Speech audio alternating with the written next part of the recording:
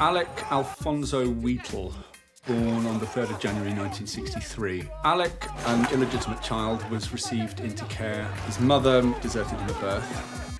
Nasty little boy! Action!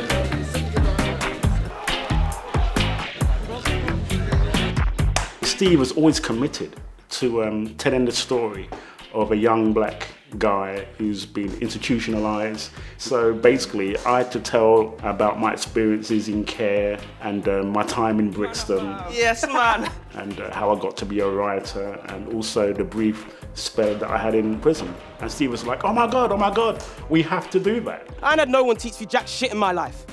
A mum or dad, brother or sister, no one my whole life. I ain't had nobody.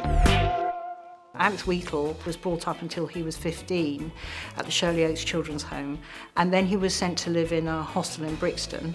This was the first time in his life he'd encountered West Indian culture.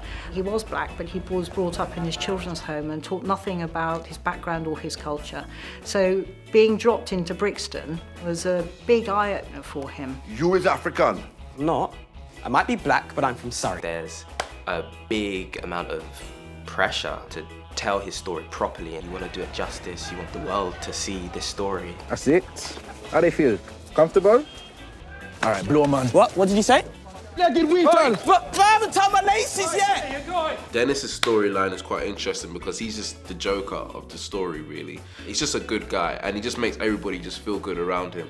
So his story is just really about making Alex feel comfortable, showing him the way of, surviving in Brixton. Nah, you have to strut as a black man strut. Any dread can spot you from a mile. Yo, Brixton on fire! There's a scene that we shot, it's about the Brixton riots. There was a lot of anger in the air back in the 1970s, especially during the Brixton riots. When you're in it, you forget the cameraman's there, you forget they're saying action, you're just going for it. I was watching the monitor and it all brought it back right home for me. The fear, the pounding heart. Steve caught that energy. Don't be sheep because he goes there, I mean you have to go there. That anger, that rage. Reset, guys, well played. During the Brixton uprising, he was arrested for looting and sent to prison. Facing a prison sentence at the age of 18 was the first time he'd had to come to terms with himself.